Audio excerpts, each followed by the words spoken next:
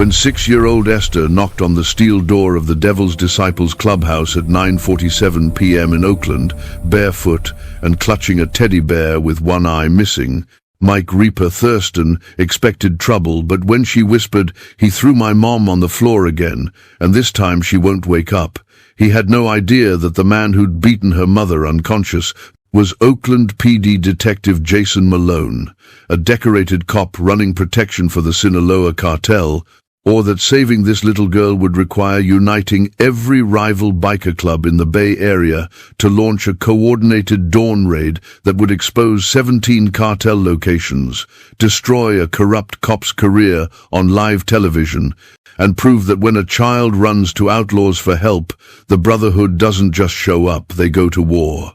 Before we dive into this story, where are you watching from right now? Drop your city in the comments below, because what I'm about to tell you changes all you know about the system, and it would reshape how you see your heroes. And if you're someone who believes that heroes don't always wear uniforms, that sometimes they wear leather cuts and ride Harleys, that sometimes the people society calls outlaws are the only ones who answer when a terrified 6-year-old knocks on a door in the rain, then hit that subscribe button right now. Now, let me ask you something. What would you do if a little girl showed up at your door at almost 10 o'clock at night, soaking wet, barefoot, clutching a torn teddy bear, with a bruise spreading across her face, and whispered words that would change everything? Would you call the police? Would you turn her away? Mike Reaper Thurston didn't hesitate. He made that promise.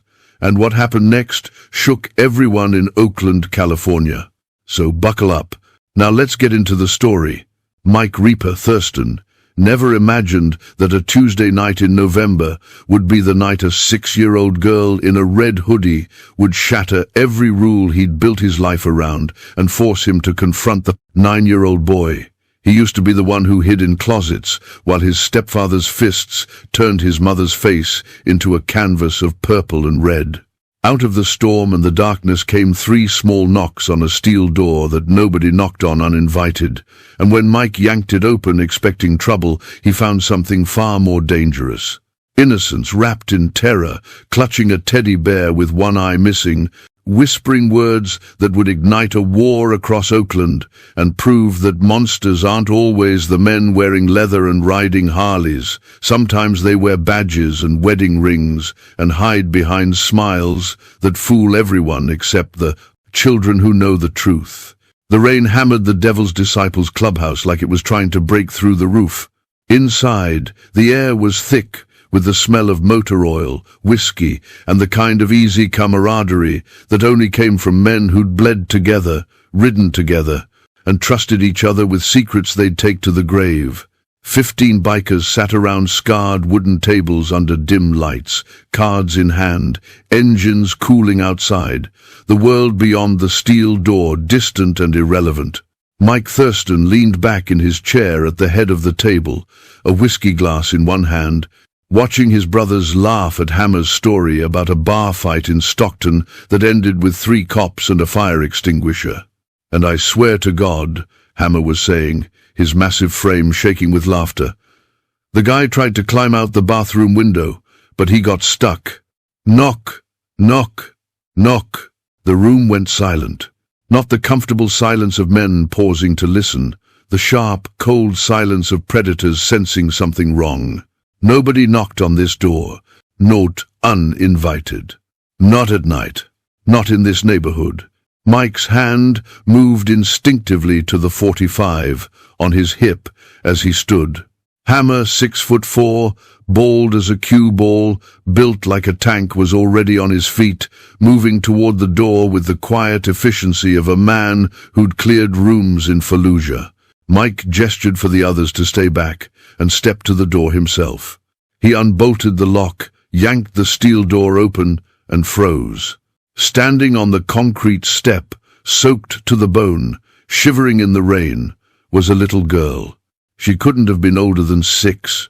Blonde hair plastered to her face, a red hoodie 3 sizes too big, hanging off her thin shoulders like a blanket, floral pajama pants torn at the knees, bare feet pale and muddy, and in her arms, clutched against her chest like a lifeline, a worn teddy bear with one eye missing and stuffing coming out of a torn seam. But it was her face that hit Mike like a fist to the gut. A bruise bloomed purple across her left cheek.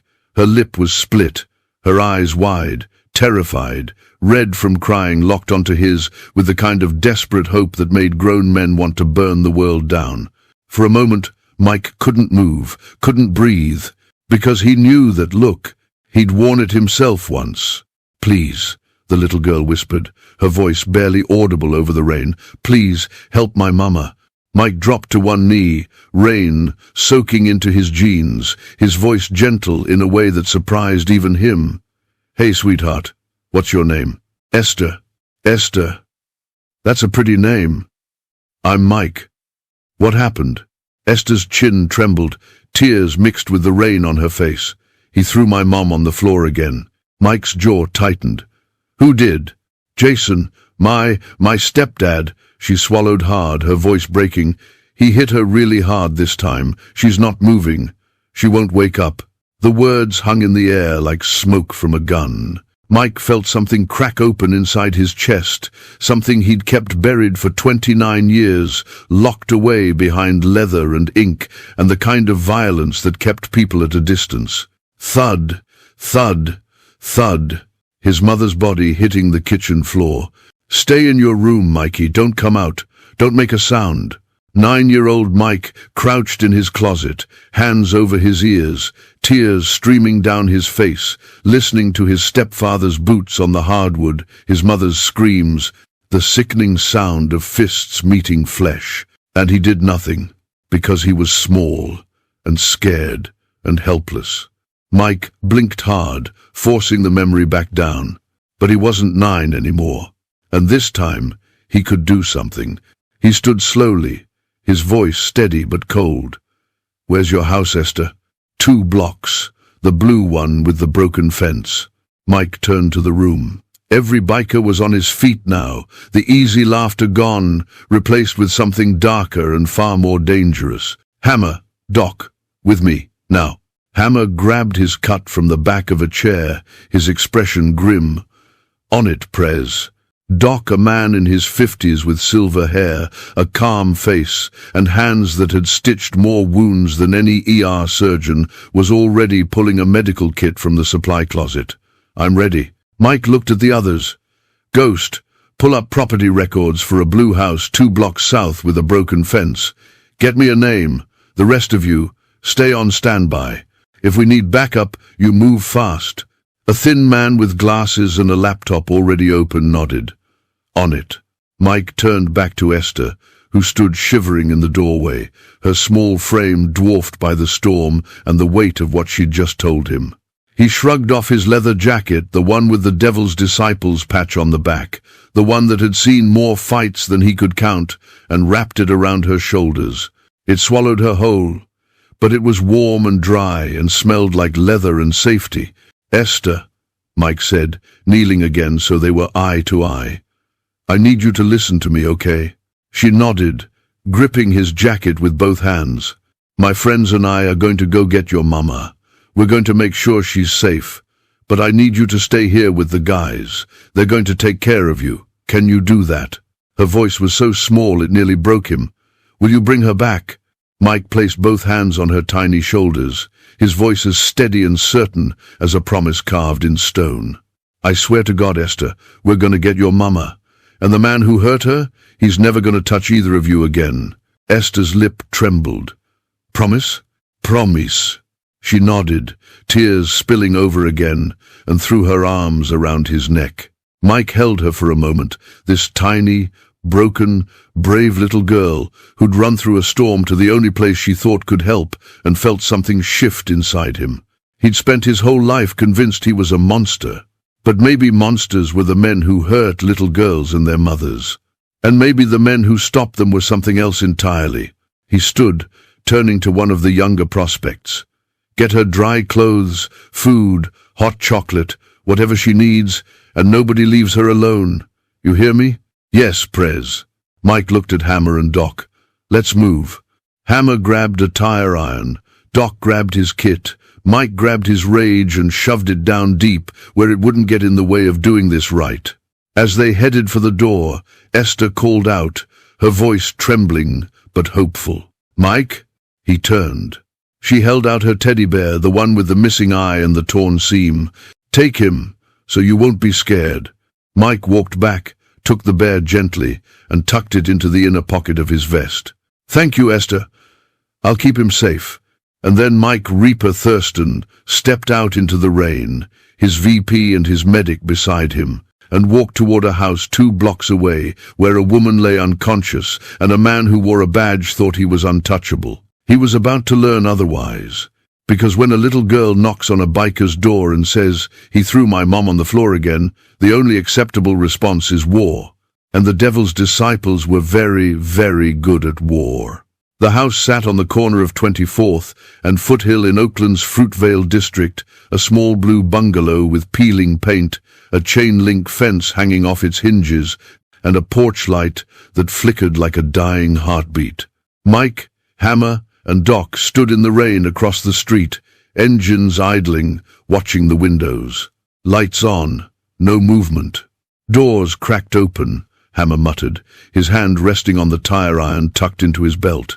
Either he ran, or he's waiting inside. Doc adjusted the medical kit on his shoulder.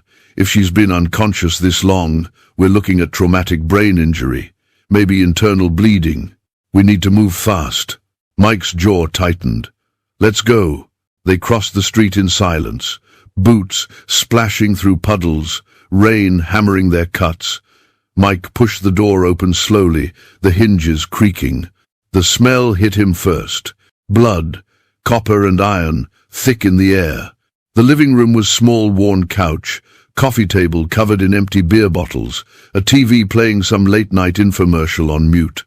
And on the floor, near the hallway entrance, a woman lay motionless in a pool of dark red spreading across the hardwood. Doc was on his knees beside her in seconds, fingers on her neck. Pulse is weak. Shallow breathing. Fractured skull, probably. We need an ambulance now. Hammer pulled out a burner phone. "I'll call it in anonymous. We can't be here when they show up." Mike knelt beside the woman Tracy, Esther's mother. She was maybe 35, dark hair matted with blood, face swollen and bruised, her breathing barely a whisper. She looked like his mother had looked the night his stepfather put her in the hospital. Doc worked fast, stabilizing her head, checking her pupils with a penlight. Blown pupil. She's bleeding inside her skull. If we don't get her help in the next 10 minutes, she's dead.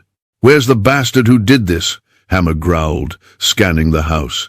Mike stood, rage boiling in his chest. He walked down the hallway, checking rooms. Bedroom, empty. Bed, unmade. Bathroom, empty. Sink, still dripping. Garage door, open. He stepped into the garage. Oil stains on the concrete, tools scattered. A workbench covered in junk. And on the floor, near the corner, a dark stain that didn't look like oil. Mike crouched, touching it with his finger. Dried blood, old, maybe a week. Something else caught his eye. A stack of photographs on the workbench, partially hidden under a rag. He picked them up. The first photo showed a man mid-40s, clean-cut, wearing an Oakland PD uniform standing beside a black SUV. The second photo showed the same man dragging a body out of the trunk. The third photo showed the man putting a bullet in the body's head. Mike's blood ran cold. He flipped the photos over.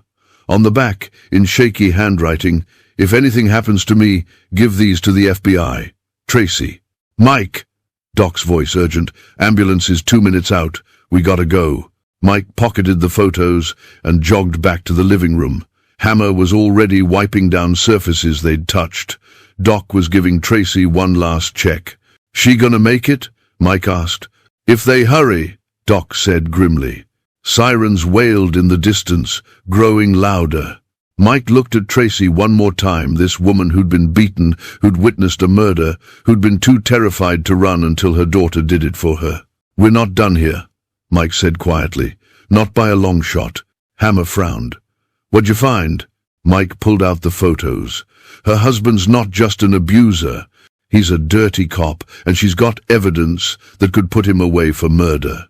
Doc's eyes widened. Jesus Christ. Hammer's expression went dark. So what's the play, Prez? Mike slid the photos back into his vest, next to Esther's teddy bear. We get Esther somewhere safe. We make copies of these. And then we figure out how to burn this son of a bitch to the ground without ending up in prison ourselves. The sirens were close now, flashing lights reflecting off the rain-soaked street.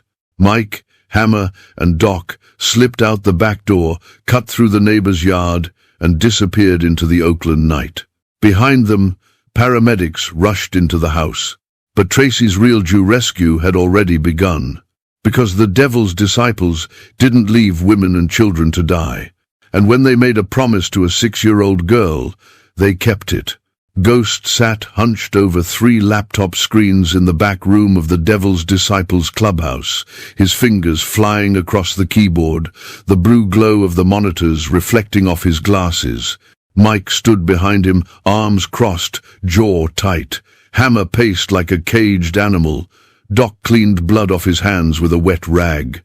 And in the main room, Esther slept on the couch, wrapped in Mike's leather jacket, her teddy bear tucked under her chin, watched over by 2 prospects who'd been given one simple order: don't let her out of your sight. Got it, Ghost muttered. Property records for 2247 Foothill Avenue. Owner, Jason Malone. Age 42. Occupation, detective. Oakland Police Department, Narcotics Division. Mike's stomach dropped. Narcotics? Ghost nodded, pulling up more files. 12 years on the force. Decorated. Commendations. Clean record. Married Tracy Zimmermann 2 years ago after her first husband, David Zimmermann, died in a car accident. Convenient, Hammer growled. Ghost clicked through more screens. Wait, this is weird. Jason's financials don't match his salary. He's pulling in maybe 80 grand a year as a detective, but he's got 300 grand in offshore accounts, multiple cash deposits over the past 18 months. Mike leaned forward. He's dirty. Very, Ghost confirmed. And it gets worse. I hacked his home computer remotely, found encrypted files. Took me 20 minutes to crack, but he pulled up a folder filled with photos. He's been documenting everything. The first image showed Jason standing in his garage beside a black SUV. The second showed him dragging a body out of the trunk, a man in his 30s, bloodied, barely conscious. The third showed Jason putting a gun to the man's head. The fourth showed the body slumped on the garage floor, a pool of blood spreading beneath it. Jesus, Doc whispered. Ghost scrolled through more files. There's more. Encrypted communications with someone using the handle El Coyote. They're coordinating drug shipments through the port of Oakland. Jason's providing protection, making sure cops look the other way when containers come through. Mike's fists clenched. Cartel. Sinaloa, Ghost said. Oakland cell. Jason's been on their payroll for at least 2 years. Hammer stopped pacing. So Tracy saw him kill someone. That's why he's been keeping her locked down. Exactly, Ghost said. And now that Esther ran, Jason knows the secret's out. He's going to come looking for her. As if on cue, Ghost's police scanner crackled to life. All units. Amber alert issued for Esther Zimmermann, age 6, blonde hair, last seen wearing red hoodie, believed to be with her mother, Tracy Zimmermann, who is currently hospitalized at Highland Hospital. Suspect, unknown male on motorcycle. Approach with caution. The room went silent. Son of a bitch, Hammer said. He's using his badge to hunt her. Mike's mind raced. He's spinning it like we kidnapped her. Doc shook his head. If cops find Esther here, we're all going down for abduction. Ghost pulled up another screen. It gets worse. Detective Marcus Reed, Jason's partner, just checked in at Highland Hospital. He's standing guard outside Tracy's room. Mike's jaw tightened. He's making sure nobody talks to her. Exactly, Ghost said. As long as Reed's there, Tracy can't tell anyone what she saw. Hammer crossed his arms. So what's the play, Prez? We can't just beat the guy up. He's a cop. We touch him, we're done.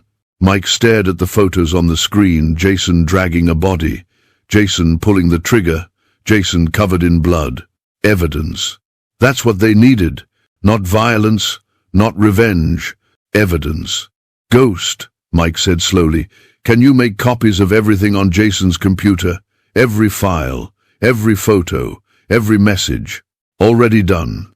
Backed up on 3 separate drives. Good. Now find me someone who can use this. FBI, Internal Affairs, someone clean.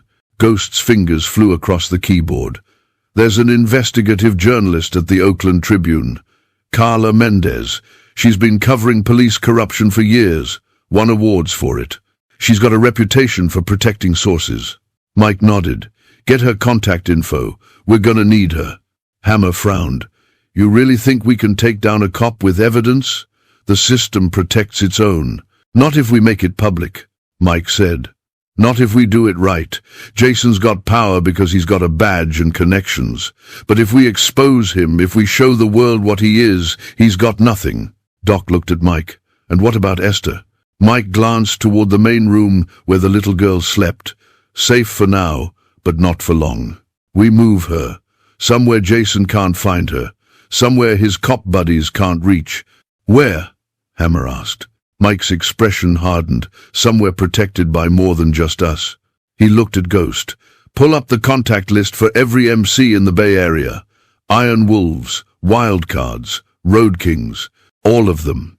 Ghost's eyes widened. You're calling a summit? Yeah, Mike said. Because this isn't just about one dirty cop anymore. This is about a cartel running drugs through Oakland under police protection. That affects all our territories, all our families. Hammer grinned. You're uniting the clubs. Damn right I am, Mike said.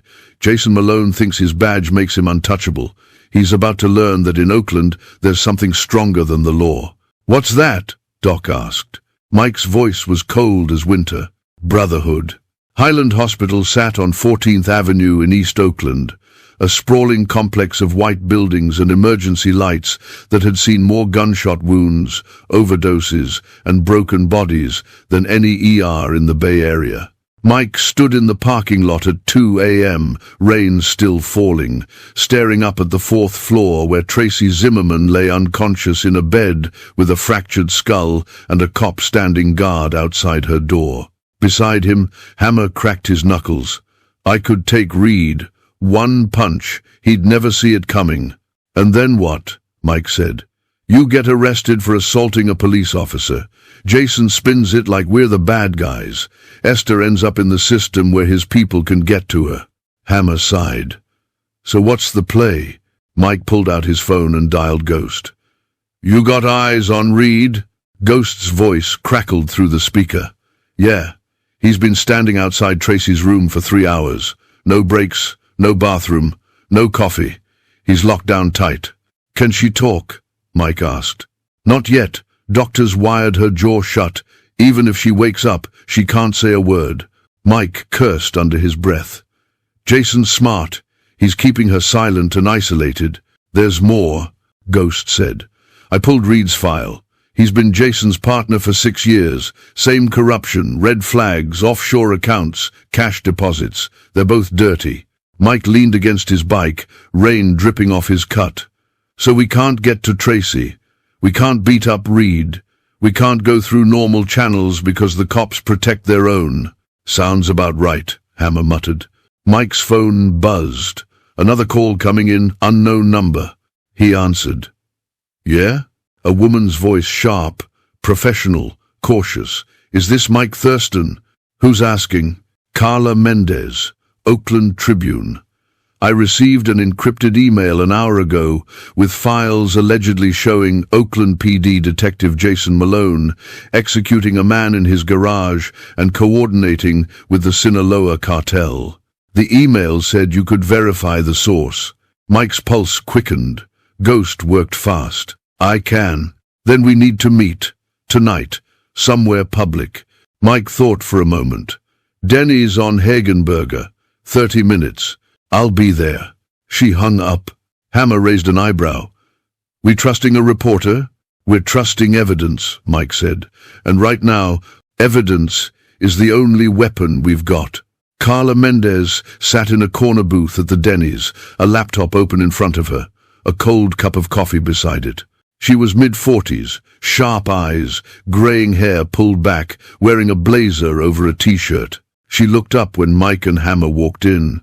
"You're Thurston?" she asked. Mike slid into the booth across from her. Hammer stood guard nearby. "I am."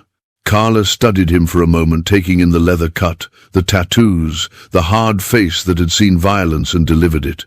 "You're a biker," she said flatly. "And you're a journalist. We done stating the obvious?"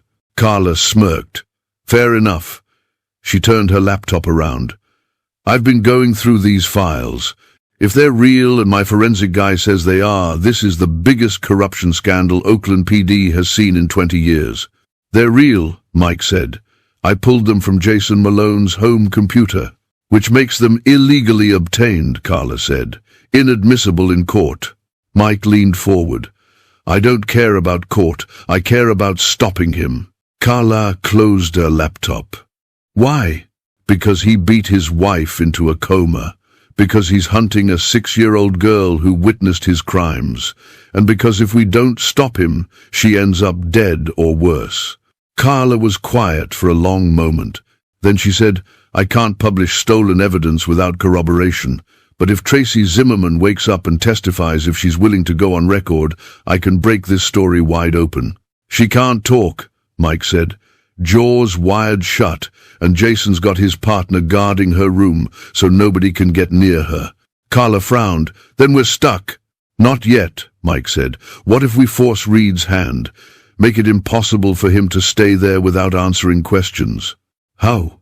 Mike pulled out his phone and showed her the Amber Alert. "Jason reported his stepdaughter missing, says she's been kidnapped. If we livestream Reed standing guard outside a domestic violence victim's hospital room instead of searching for a missing child, people are going to ask questions." Carla's eyes lit up. "Public pressure." "Exactly." She opened her laptop again, pulling up social media. "If I can get a camera crew there, make it a story. Reed either has to explain why he's guarding Tracy or leave." "And if he leaves," Mike said, "we get to her." Carla nodded slowly. "This is risky, for both of us."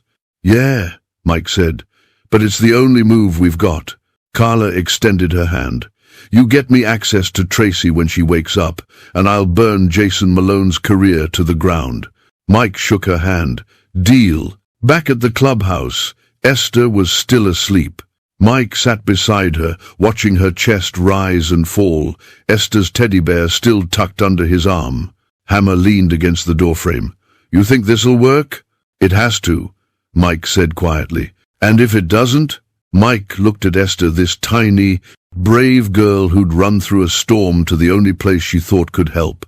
"Then we do what we've always done," Mike said. "We fight." The warehouse sat on the edge of the port of Oakland, a crumbling concrete shell surrounded by rusted shipping containers and gravel lots where nothing grew except weeds and broken glass. It was neutral ground. No club claimed it. No territory lines crossed it. It was the one place in the Bay Area where rival MCs could meet without bloodshed. Usually. Mike stood in the center of the empty space, the only light coming from industrial lamps hung on chains, casting long shadows across the oil-stained floor. Beside him stood Hammer and Doc. Behind them, 10 Devil's disciples armed, alert, ready. And across the warehouse, engines rumbled. One by one, they arrived. The Iron Wolves rolled in first 20 bikes, leather cuts with a snarling wolf patch, led by a man in his 50s with a grey beard, scarred knuckles, and the kind of face that had been broken and rebuilt too many times to count. Mad Dog Sullivan, president of the Iron Wolves MC, Irish, American, ex-boxer, served time in San Quentin for manslaughter. He dismounted slowly, eyes locked on Mike. "Thurston, you got Boal's calling a summit. We got a problem that affects all of us," Mike said. Mad Dog crossed his arms. "I'm listening." The Wildcards arrived next, 15 bikes, cuts with a Joker card patch, led by a lean man in his 40s with a graying ponytail and a purple heart tattooed on his forearm. Ace Rodriguez, president of the Wildcards, MC Vietnam vet, lost his sister to domestic violence 10 years ago when her cop boyfriend put a bullet in her head and called it suicide. He walked straight to Mike without hesitation. "You said this was about a dirty cop." "It is." Ace's jaw tightened. "Then I'm in. Whatever you need." The Road Kings came last, 25 bikes, cuts with a Thunderbird patch, led by a man in his mid-50s with long black hair, high cheekbones, and eyes that had seen too much and forgotten nothing. Chief Blackfeather, president of the Road Kings, MC Native American, ex-Marine, wounded twice in Desert Storm. Came home to find his reservation destroyed by meth dealers protected by corrupt tribal police. He stood at the edge of the circle, arms crossed, silent. Mike looked around at the gathered presidents, men who'd spent years fighting each other over territory, respect, old grudges that went back decades. "I know we've got history," Mike said. "I know some of you hate each other, but tonight I'm asking you to put that aside." Mad Dog snorted. "For what?" Mike pulled out the photos, Jason dragging a body, Jason pulling the trigger, Jason covered in blood. "For this." He passed the photos around. Every president studied them in silence. "Oakland PD Detective Jason Malone," Mike said. "Dirty cop, Sinaloa cartel payroll. He's been running protection for drug shipments through the port for 2 years, and last week he beat his wife into a coma because she witnessed him execute a cartel informant." Ace's hands tightened around the photo. "Where's the wife now?" "Highland Hospital. Under guard by Jason's partner, also dirty. She can't talk, can't testify, can't do anything." Chief finally spoke, his voice low and steady. "And the child?" Mike's throat tightened. 6 years old, Esther. She ran to my clubhouse for help. Now Jason's using his badge to hunt her, issued an Amber Alert, spinning it like we kidnapped her. Mad Dog looked up. "So you want us to help you take down a cop?" "I want us to take down a cartel operation," Mike corrected. "Jason's just one piece. El Coyote runs the Oakland cell. They've got safe houses, drug labs, money laundering fronts all over the city, and they're operating in our territories." Chief nodded slowly. "They make us look bad. Every shipment that moves through the port, people think it's us." "Exactly," Mike said. "We didn't build our clubs to let cartels run our streets. We protect our neighborhoods, our families. And right now, a dirty cop is using his badge to cover for criminals who are poisoning our city." Ace stepped forward. "My sister died because a cop thought he was untouchable. I'm not letting that happen again." Mador looked at Chief. "You in?" Chief was quiet for a long moment. Then he said, "My people have been dealing with corrupt law enforcement for 200 years. I know what it's like when the system protects the guilty and punishes the innocent." He looked at Mike. "What's your plan?" Mike pulled out a map of Oakland, spreading it across an overturned crate. Red circles marked locations across the city. "Tomorrow morning, a journalist named Carla Mendez is going to break this story on the news. She's got the evidence, she's got the photos, and she's got Tracy's testimony once we can get to her." He pointed to Highland Hospital. "First move. We live-stream Detective Reed standing guard outside Tracy's room. Force public pressure. Make it impossible for him to stay without answering questions." He pointed to the police station. "Second move. We leak Jason's files to the FBI and Internal Affairs simultaneously. Multiple sources, too big to cover up." He pointed to the red circles across the map. "Third move. We hit every cartel, safe house, drug lab, and money laundering front in Oakland at the same time. We don't fight them, we expose them. Anonymous tips to the DA, ATF, every alphabet agency you can think of." Mad Dog grinned. "You want to burn down the whole operation?" "Yeah," Mike said. "All of it. Jason, El Coyote, every dirty cop and cartel enforcer. We do it fast, we do it loud, and we do it together." Chief crossed his arms. "How many sites?" 17, Ghost said, stepping forward with a tablet. I've mapped every location. We'll need 80 bikes minimum to hit them all simultaneously. Ace looked around. We've got maybe 75 here. Mike nodded. Then we call in every chapter in the Bay, San Jose, Fremont, Hayward, Vallejo, every club that's tired of watching cartels poison our streets. Mad Dog extended his hand to Mike. You pull this off, Thurston, and Oakland will never forget it. Mike shook his hand. We pull this off together. One by one, the presidents shook hands. Iron Wolves, Wildcards, Road Kings, Devil's Disciples. Rivals for 20 years, brothers for one night. Because when the enemy wears a badge and works for a cartel, the only way to win is unity. And Oakland's bikers were about to show Jason Malone what unity looked like. The Devil's Disciples clubhouse had been transformed into a war room. Maps covered every table, laptops glowed in the dim light, phones buzzed constantly. And 80 bikers, Devil's Disciples, Iron Wolves, Wildcards, Road Kings crowded the space, listening as Mike laid out the plan. Operation Guardian Angel, Mike said, standing at the front beside a whiteboard covered in timelines and target locations. 3 objectives, 3 prongs, all happening simultaneously at 6 a.m. tomorrow. He pointed to the first section of the board. Prong 1, Media Blitz. Ghost has compiled every piece of evidence against Jason Malone, photos, financial records, encrypted cartel communications, everything. At exactly 6 a.m., that evidence gets sent to 3 places: FBI, Corruption Task Force, Oakland PD Internal Affairs, and journalist Carla Mendez at the Oakland Tribune. Ghost stood beside his laptop. I've set it up on a timer. The moment it hits 6, those files go out. No way to stop it. Mike continued. Carla will break the story on morning news. She's already got a camera crew standing by. By 6:15, every news station in the Bay Area will be covering it. Hammer grinned. Jason wakes up to his face on TV. Exactly, Mike said. He pointed to the second section. Prong 2, Hospital Extraction. Tracy Zimmermann is still under guard at Highland Hospital by Detective Marcus Reed. We can't fight him, he's a cop, but we can make it impossible for him to stay. Ace leaned forward. How? Live stream, Mike said. At 6 a.m., 30 of us surround the hospital. We don't go inside, we don't threaten anyone. We just stand there, leather cuts visible, and live stream on Facebook, Instagram, YouTube, everywhere. Mad Dog frowned. What's that accomplish?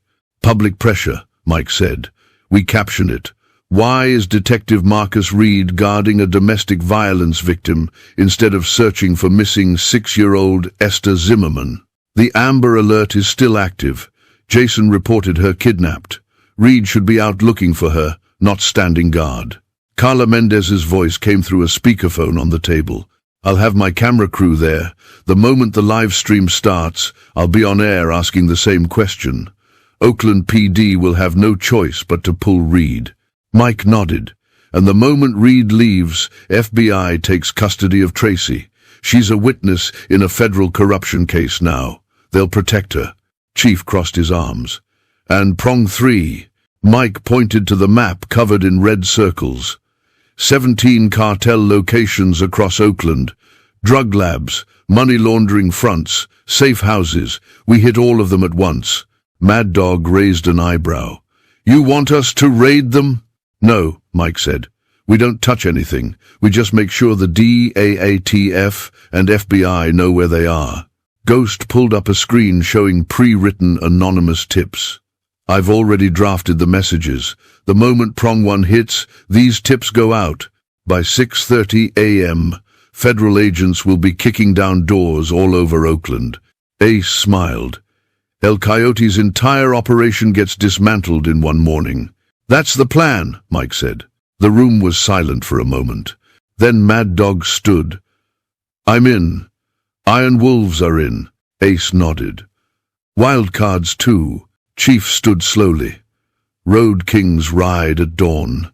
Mike looked around the room at 80 bikers, men who'd spent years fighting each other, who'd bled over territory and pride, and old grudges now united for one mission.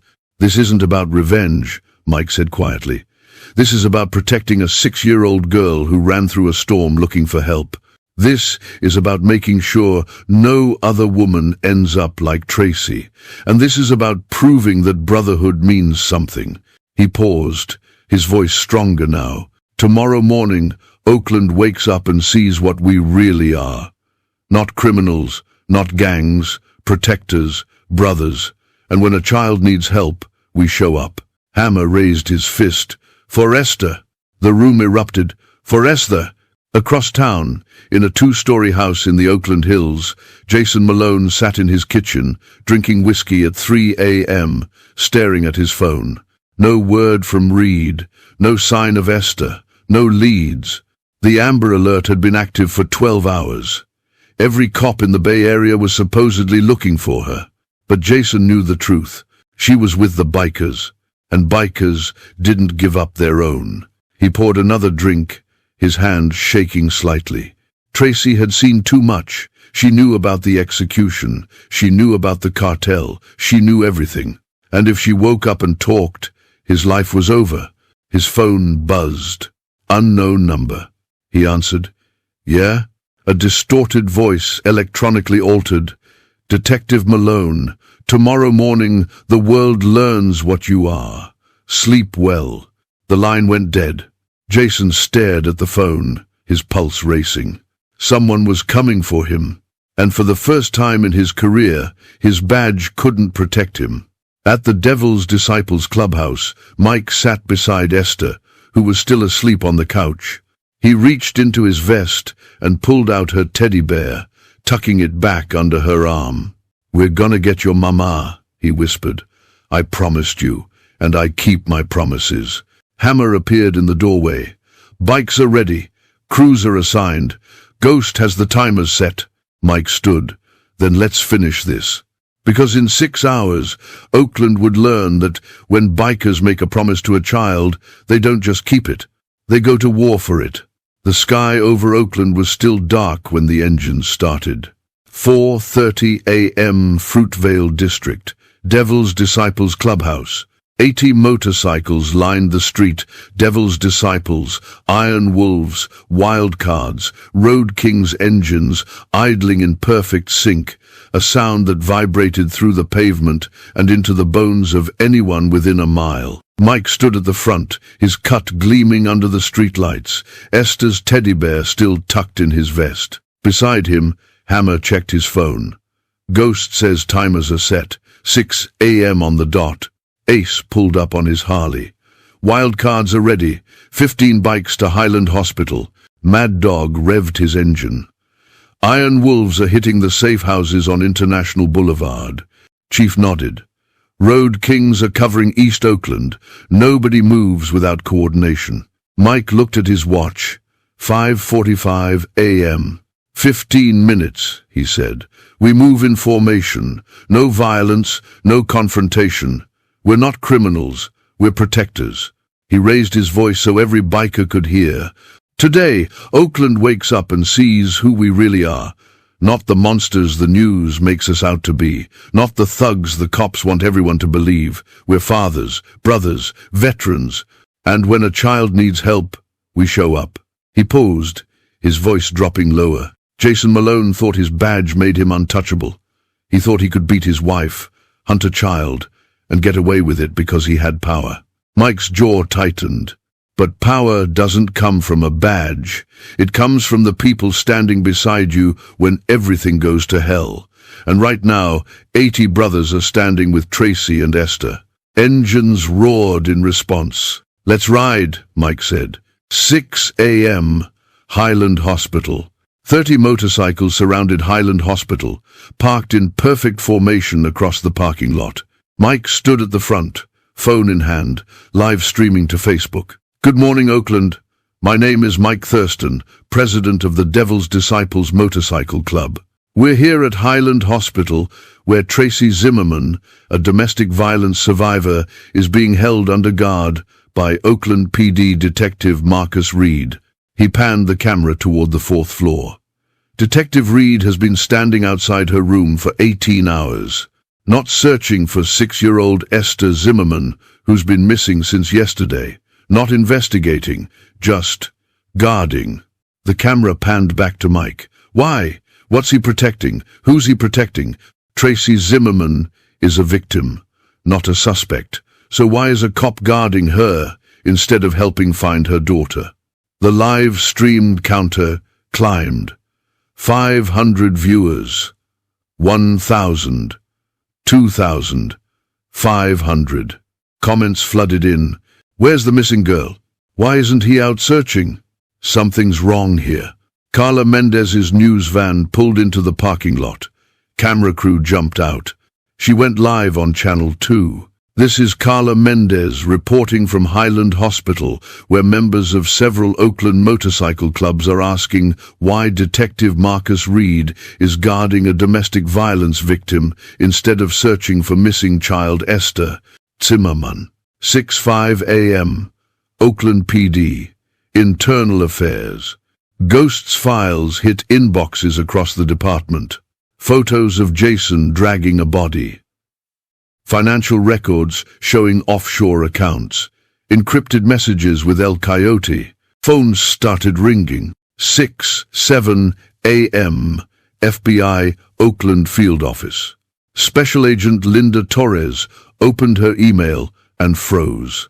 Subject: Corrupt OPD detective, Sinaloa Cartel, evidence attached. She clicked the first photo, then the second. Then she picked up her phone and called her supervisor. We've got a problem. 6:10 a.m. Highland Hospital, 4th floor. Detective Marcus Reed's phone buzzed. His captain. Reed, what the hell are you doing at Highland? Guarding the witness, sir? Like Jason asked. Jason didn't ask you to do shit, and now there's 30 bikers live streaming outside asking why you're not searching for the missing kid. Get out of there. Now. Reed's stomach dropped. Sir, Now, Reed. The line went dead. Reed looked at Tracy's door one last time, then walked to the elevator. The moment he stepped inside, 2 FBI agents stepped out. Tracy Zimmermann is now under federal protection, one of them said. Reed's face went pale. On whose authority? The agent held up a badge. Ours. 6:15 a.m. Oakland Tribune newsroom. Carla Mendez's article went live. Oakland detective accused of domestic violence, cartel corruption, exclusive photos reveal execution. The story spread like wildfire. Twitter, Facebook, Reddit, cable news. 6:20 a.m. Jason Malone's house. Jason's phone exploded with notifications. Texts from colleagues. Emails from Internal Affairs. News alerts. He opened the Tribune article. His face stared back at him standing over a body, gun in hand. No, he whispered. No, no, no. His front door slammed open. FBI agents poured in, weapons drawn. Jason Malone, you're under arrest for corruption, conspiracy, accessory to murder, and domestic violence. They cuffed him in his kitchen, cameras recording everything. News helicopters circled overhead, and Oakland watched as a dirty cop was dragged out of his house in handcuffs, screaming about his rights, while the evidence played on every screen in the city. DEA agents raided a warehouse on 7th Street, found 300 kilos of cocaine. ATF agents hit a safe house on International Boulevard, found weapons and cash. FBI agents stormed a money laundering front in Chinatown, found ledgers and cartel records. All 17 locations, all within 30 minutes. El Coyote's entire Oakland operation dismantled before sunrise. Mike walked into the main room where Esther sat eating pancakes, Hammer's old lady watching over her.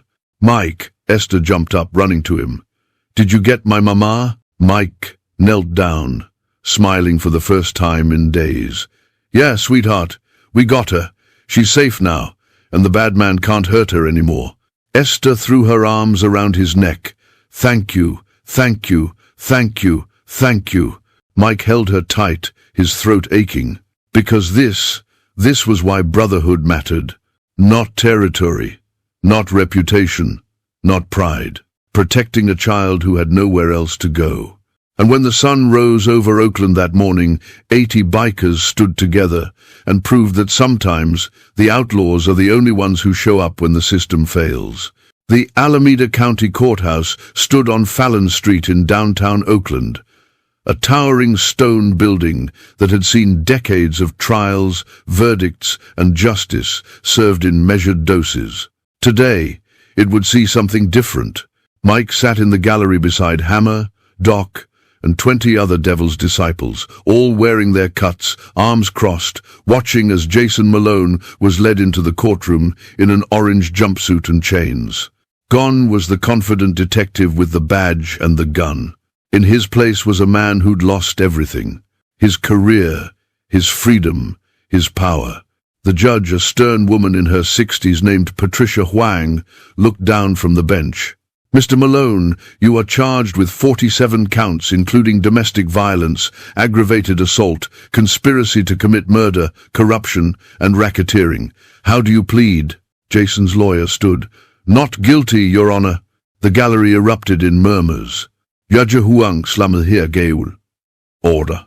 The prosecution stood Assistant District Attorney Michael Chen, young, sharp, and carrying a file 3 inches thick. Your Honor, the people have overwhelming evidence, photographic documentation of the defendant executing a cartel informant, financial records showing 2 years of payoffs from the Sinaloa cartel, encrypted communications coordinating drug shipments, and testimony from the victim, Tracy Zimmermann. He gestured toward the witness stand.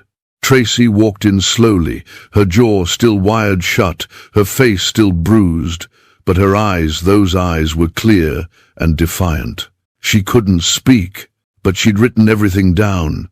Chen handed the judge a 50-page affidavit. Miss Zimmerman's written testimony details 2 years of systematic abuse, threats, and intimidation. She witnessed the defendant execute Marco Reyes, a cartel informant, in their garage. When she tried to leave, he threatened to use his position as a police detective to take her daughter away. Jason's face went pale.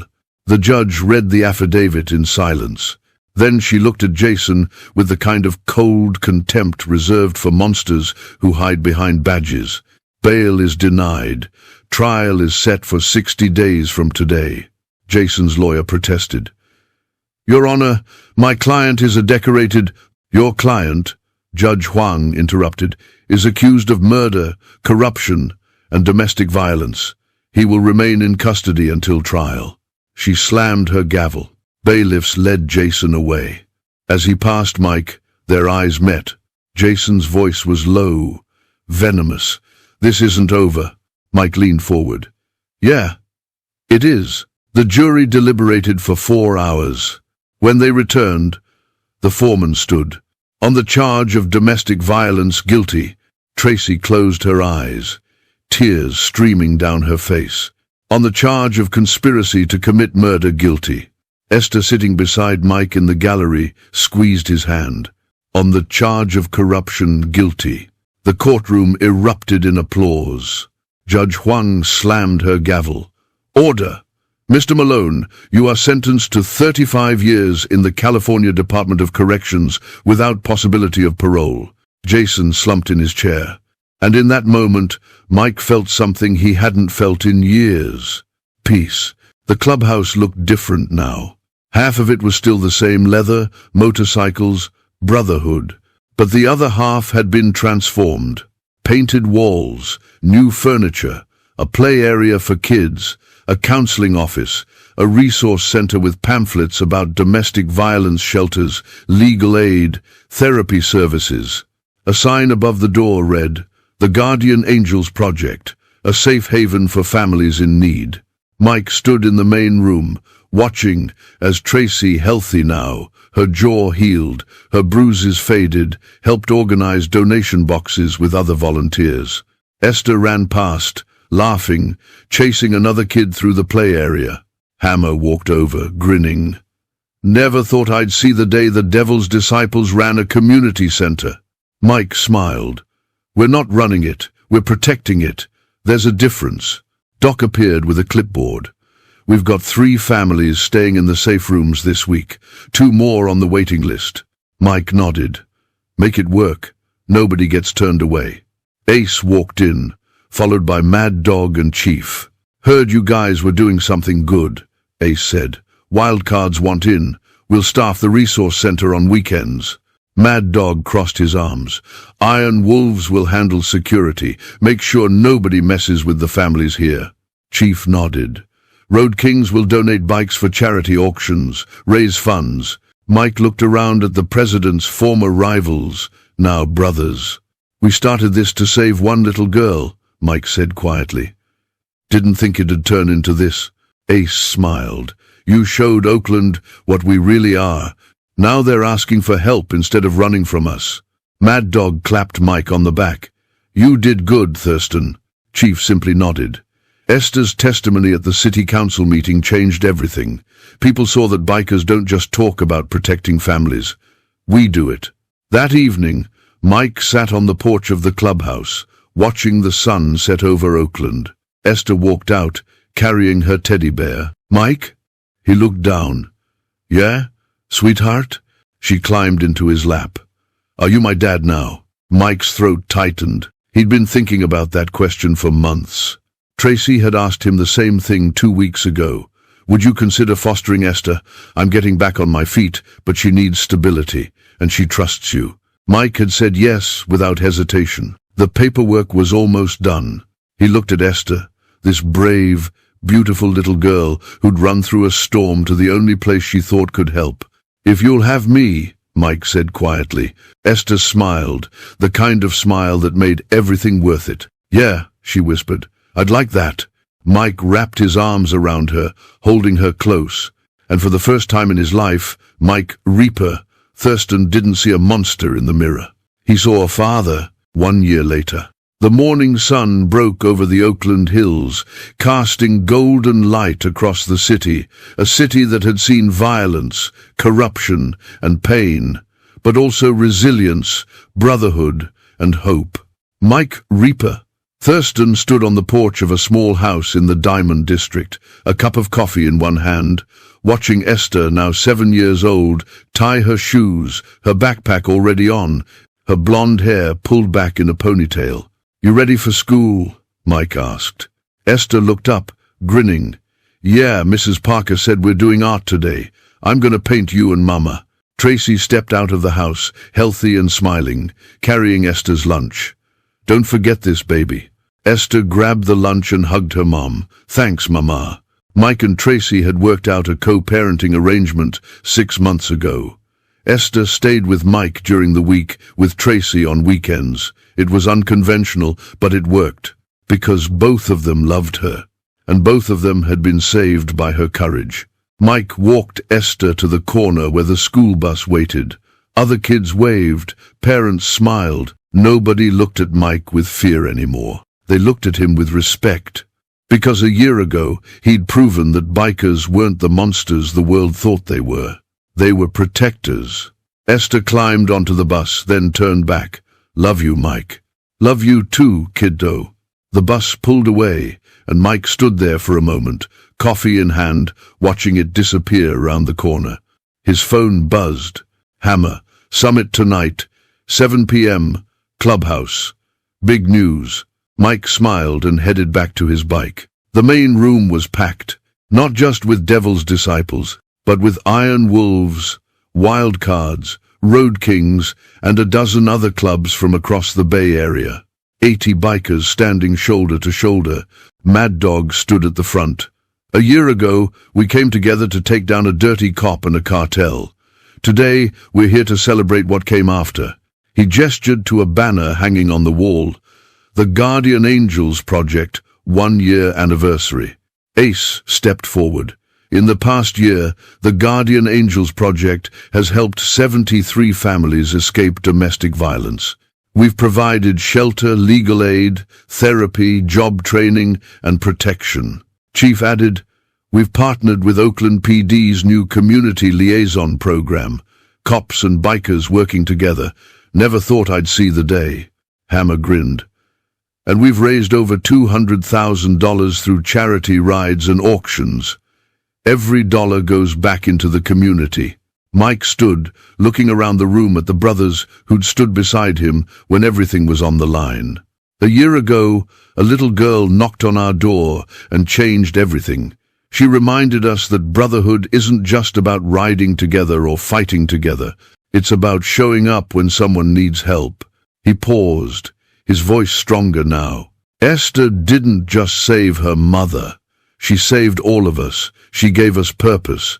She showed Oakland that bikers aren't criminals. We're fathers, veterans, brothers. And when a child in danger comes to our door, we don't turn them away. The room erupted in applause. Mad Dog raised his beer. To Esther, the room roared. To Esther. Later that night, Mike sat in his living room, Esther asleep on the couch beside him, her head resting on his shoulder. Tracy sat across from him, smiling. She adores you, you know. Mike looked down at Esther. Feelings mutual. Tracy's expression softened. I never thanked you properly. For everything. You didn't have to help us, but you did. Mike shook his head. I had to. Because 29 years ago, I was a kid hiding in a closet while my stepfather beat my mother, and I couldn't do anything. I was too small, too scared. His voice cracked slightly, but when Esther showed up, I wasn't that kid anymore. I could do something, and I wasn't going to let her end up like me. Tracy reached over and squeezed his hand. You gave us our lives back. Mike looked at her. You gave me mine. Mike walked Esther to the bus stop again, like he did every morning. But today was different. Today, Esther stopped before getting on the bus and turned back. Mike? Yeah, sweetheart. Can I call you Dad? Mike's breath caught. He knelt down, eye to eye with this brave little girl who'd run through a storm and changed his entire world. You can call me anything you want, Esther. She smiled that smile that made everything worth it. Okay. Love you, Dad. Love you too, little warrior. She climbed onto the bus, waving from the window as it pulled away.